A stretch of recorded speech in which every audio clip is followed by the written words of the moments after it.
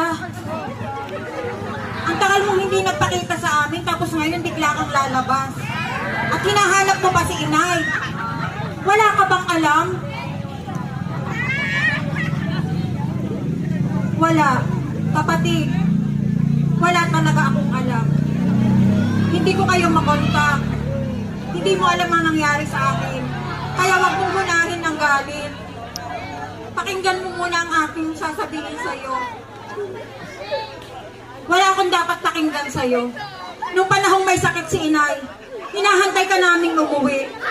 Ako lang ang nagbantay sa kanya. Wala akong katulong. Nasaan ka nung mga panahong iyon? Hinahanap ko si inay? Sasamahan kita. Nandun sa puntod niya. Wala na tayong inay. Pinabayaan mo siya. Hindi mo kami tinulungan. Wala ka rin alam sa akin. Gusto ko man kayong tulungan.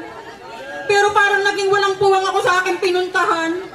Lahat ng trabaho ay aking pinasukan. Pero anong ginawa nila sa akin? Hindi nila ako pinasweldo. Nakita mo ba itong suot kong ito? Tinatago ko yung sugat na ginawa nila sa akin. Dahil hindi ako nakatapos, hindi na ako matanggap sa trabaho. Namasukan ako sa kantin para maghugas ng plato. Pero hindi nila ako pinasweldo. Bagkus sinaktan pa nila ako. Ito ang patunay. Pinanlian nila ako ng tubig. Paano ko kayo matutulungan? Ang sarili ko mismo pinapagamot ko.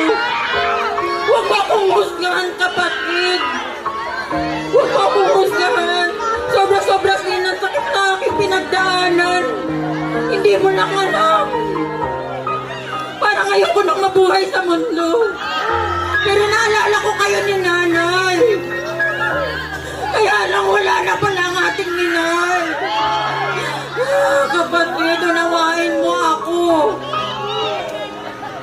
Sobrang sakit ng aking pinagdaanan. Tayong walang pinag-aralan, parang walang puwang sa mundo. Wala silang ginawa, kundi alipustahin tayo. Wala na nga sweldo, tapos sinaktan po ako. Ate, sorry. Hinusgahan ka agad kita.